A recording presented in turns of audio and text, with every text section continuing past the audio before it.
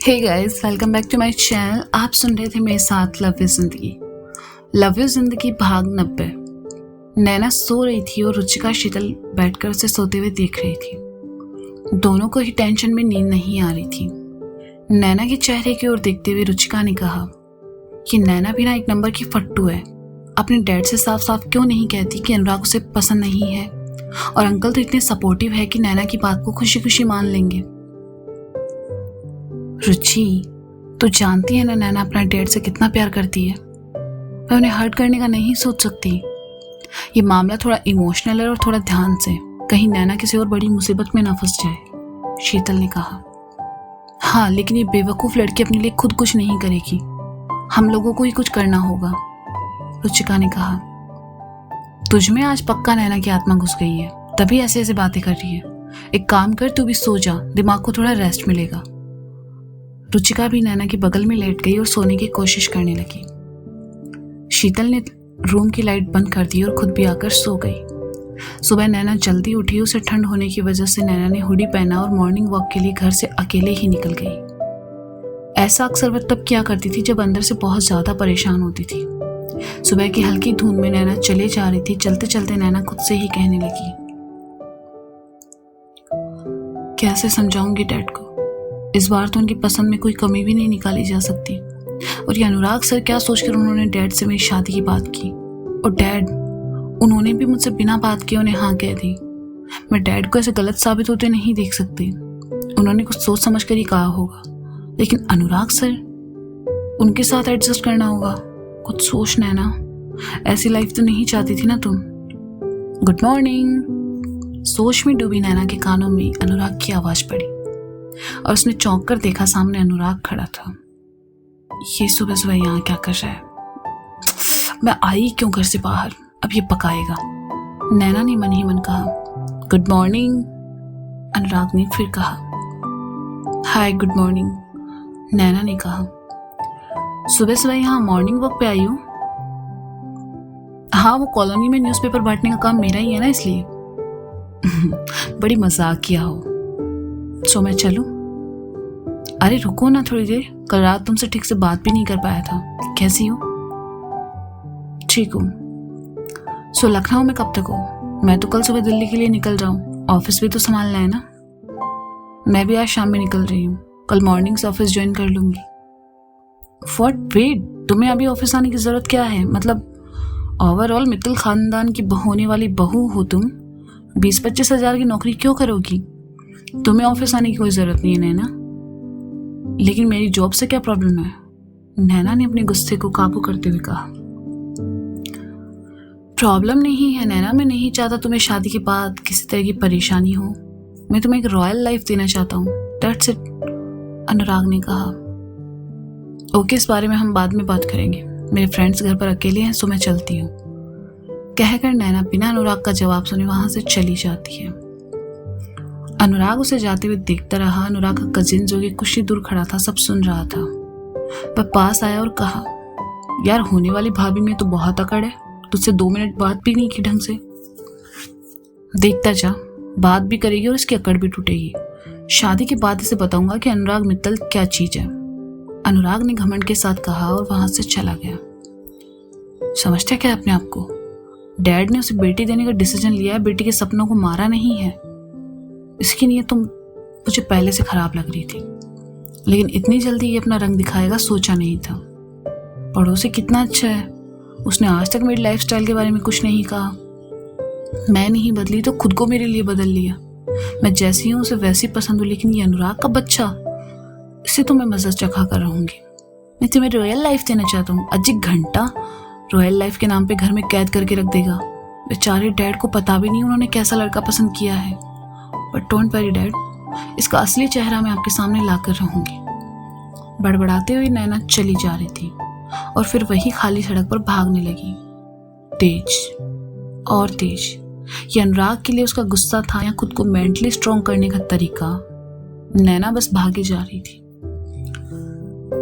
कुछ देर बाद नैना थक कर रुक गई और हांफने लगी। उसके चेहरे से पसीना झलकने लगा। सर्दी में भी उसे गर्मी लग रही थी, उसके होंठ सूखे जा रहे थे। उसने अपने दोनों हाथों को अपने चेहरे पर घुमाया और फिर घर की ओर निकल पड़ी। घर आई तब तक रुचिका, शीतल और मोंटी भी उठ चुके थे। नैना ने वॉश बेसिन के सामने आकर हाथ मुंह धोया और नीचे फर्श पर ही बैठ गई। आराधना सबके लिए चाय ले आई। विपिन जी ने नैना की ओर देखा और कहा, अनुराग कैसा लगा तुम्हें? नैना ने सुना तो विपिन जी की ओर देखा और कहा, अच्छा है। रुचिका और शीतल ने सुना तो हैरानी से नैना की ओर देखा, लेकिन नैना ने उन्हें इग्नोर कर दिया और विपिन जी से कहा, डैड, सगाई अभी नहीं, अगले साल कर लेते हैं। हाँ हाँ बेटा, बिल्कुल जब तुम्हें ठीक लगे, मुझे तो बस तुम्हारी हाँ सुननी है, विपिन जी ने कहा। हाँ डैड, मेरी हाँ है, नैना ने कहा। नैना के मुंह से हाँ सुनकर शीतल, सार्थक एक दूसरे को देखने लगे और रुचिका मन ही मन कहने लगी, इस लड़की को क्या हो गया है? सुबह सुबह कैसे बहकी बहकी बातें कर रही है, इसे ना बोलना चाहिए और ये अंकल को हाँ बोल रही है। ये हुई ना बात।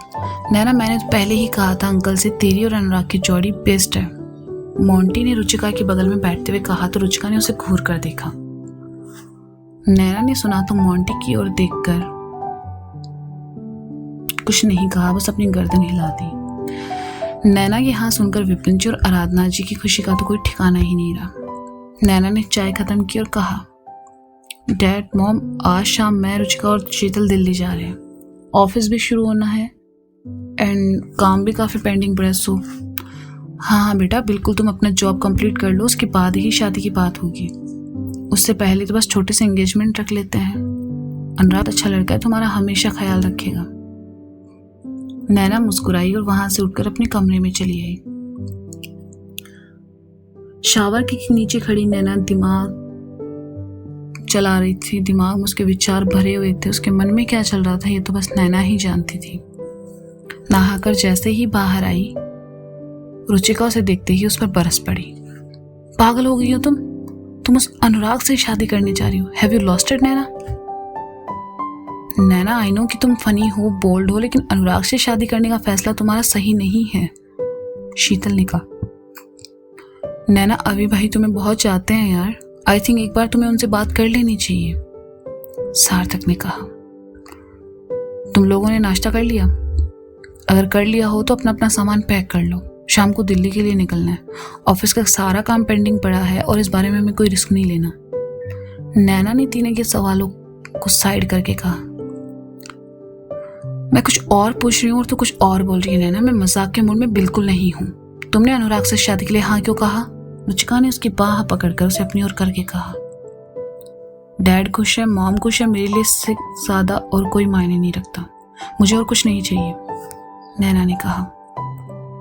लेकिन नैना, तुम्हें अनुराग पसंद नहीं है, ये जानते हुए भी तुम उससे शादी करना चाहती हो, शीतल ने कहा।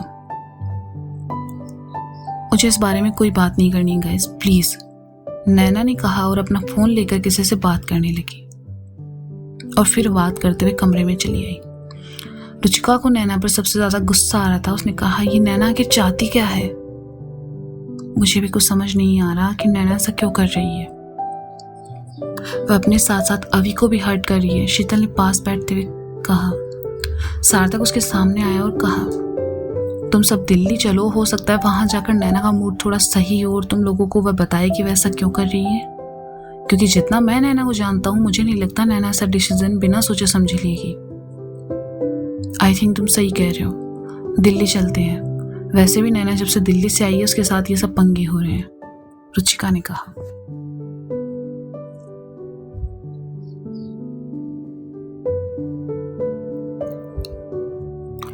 मैं तुम सबका सामान पैक कर देती हूँ, शीतल ने उठते हुए कहा। मैं हेल्प कर देता हूँ, कहकर सार्थक भी उसके साथ चला गया।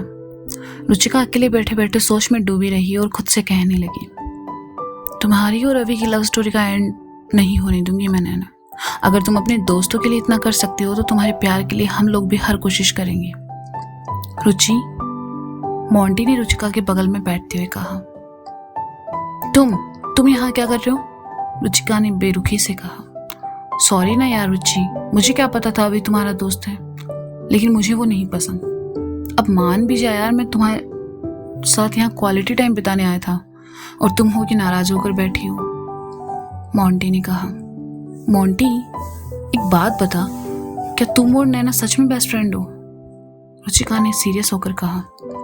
ऑफ कोर्स यार, वो मेरी बेस्ट फ्रेंड नहीं बल्कि बहन भी है, मोंटी ने कहा। तो रुचिका ने उसे सारी बात बता दी और कहा, अब बताओ, अपनी दोस्त के लिए करोगे ये सब? मोंटी ने कुछ नहीं कहा और चुपचाप उठकर वहां से चला गया। कमरे से बाहर आया तो हॉल की बालकनी के पास नैना फोन पर बात करते हुए दिखी।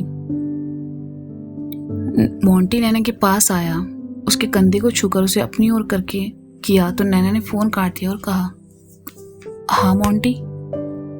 मोंटी ने कुछ नहीं कहा, बस आगे बढ़कर नैना को गले लगाया और कहा, तू बहुत है नैना, पर उससे भी ज्यादा तो एक अच्छी बेटी है। अंकल की खुशी के लिए तूने जो किया वो हर कोई नहीं कर सकता। अबे साइड हट, क्या हो गया तुझे, कुछ भी बोले जा रहे हैं? नैना ने उसे दूर करके कहा। ऐसे ही सेंटी हो गया था, मोंटी ने कहा। सुन, रुचि नाराज है ना, उसे घुमाने ले जा। सगाई की वजह से तुम लोगों को टाइम नहीं मिला। उसे बाहर लेकर जाओ और शाम से पहले लौट आना, दिल्ली जाना है, नैना ने कहा। तुझे कैसे पता वो नाराज है? मोंटी ने पूछा। दोस्त हो ना, चेहरा देखकर पता लगा लेती हूँ, अब चला जा, मोंटी ने कहा। तो नैना ने कहा तो मोंटी वहां से चला गया। नैना की जिद करने पर मोंटी, रुचिका, शीतल और सार्थक बाहर घूमने चले गए। नैना दिन भर अपने पापा के साथ रही, उनसे बातें की, उनका कमरा जमाया और उनकी गोद में सर रखकर बीती बातें याद करने लगी। शाम से पहले सभी लौट आए और विपिन जी के कहने पर मोंटी उन चारों को बस स्टैंड छोड़ने चला आया। दिल्ली की डायरेक्ट बस मिल गई थी। मोंटी ने सबको बाय कहा और चला गया।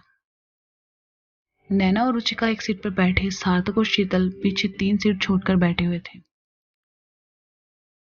रुचिका नैना से नाराज थी, इसलिए उसने नैना से कोई बात नहीं की।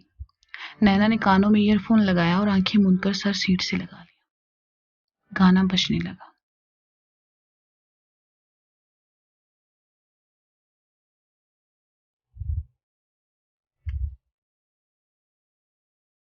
ये गाना हमेशा से नैना का पसंदीदा रहा और आज भी वह इसी गाने को सुनते हुए सो गई। सुबह चारों दिल्ली पहुंचे। जैसे ही आशीर्वाद अपार्टमेंट पहुंचे, सभी नैना, शीतल और रुचिका को देखकर खुश हो गए। सार्थक के पापा ने सार्थक को उन तीनों के साथ देखा तो गुस्से में उसे घूरा। सार्थक चुपचाप वहां से चला गया। सबसे मिलकर तीनों लड़कियां लिफ्ट के सामने आई। रुचिका ने जैसे ही बटन दबाया, देखा लिफ्ट बंद है। ये देखकर नैना को हंसी आ गई और उसने कहा, इस अपार्टमेंट की लिफ्ट का कुछ नहीं हो सकता, चलो अपने पैरों को थोड़ी तकलीफ तो दे दियो, नैना ने कहा और अपना सामान लेकर सीढ़ियों की ओर बढ़ गई। तीनों ऊपर चले आई और रुचिका ने चाबियां निकालकर फ्लैट का दरवाजा खोला। नैना की नजर सामने बंद पड़े अभी के फ्लैट के दरवाजे पर चली गई। नैना का मन उदास हो गया। दरवाजा खोलकर रुचिका अंदर आई। शीतल और नैना भी अंदर चली आई। नैना ने अपना ट्रॉली बैग साइड में रखा और सोफे पर पसरते हुए कहा, आह, सुकून। शीतल ने सभी खिड़कियां खोली और पर्दे हटा दिए। रुचिका भी वहीं बैठकर सुस्ताने लगी और कुछ देर बाद तीनों फ्लैट की साफ सफाई में लग गई। उसी दिन सुबह में अभी अपने पूरे परिवार के साथ अपने नए ऑफिस के ओपनिंग के लिए आया हुआ था। कितने ही लोग उसे शुभकामनाएं देने आए थे। उसके सभी दोस्त, रिश्तेदार, मेहमान शामिल हुए। अभी के पापा ने बड़ी दावत का इंतजाम किया हुआ था। नया गांव से भी कई लोग आए थे। सभी अभी को अपने काम के लिए बधाइयां दे रहे थे। अभी बाहर से खुश दिखने की नाकाम कोशिश कर रहा था, अंदर ही अंदर वह काफी परेशान था नैना को लेकर। उसने रुचिका को फोन भी किया लेकिन कोई रिस्पांस नहीं था। दावत खत्म हुई, सभी जाने लगी। अभी भी फ्री होकर घर जाने की तैयारी कर ही रहा था कि तभी उसका फोन बजा। अभी ने कॉल अटेंड की तो दूसरी तरफ से आवाज आई, हेलो, आप अभी बोल रहे हैं? एक्चुअली किसी नैना बजाज का यहाँ दिल्ली में मैक्स मॉल के सामने एक्सीडेंट हुआ है, प्लीज आप जल्दी आ जाइए। अभी ने जैसे ही सुना उसके हाथ से फोन नीचे जा गिरा। तो दोस्तों ये था लव यू जिंदगी भाग 90। इसका अगला भाग आप जल्दी ही सुनेंगे मेरे चैनल पर। तब तक के लिए शुक्रिया, बाय बाय, अपना ख्याल रखें और सुनते रहें लव यू जिंदगी।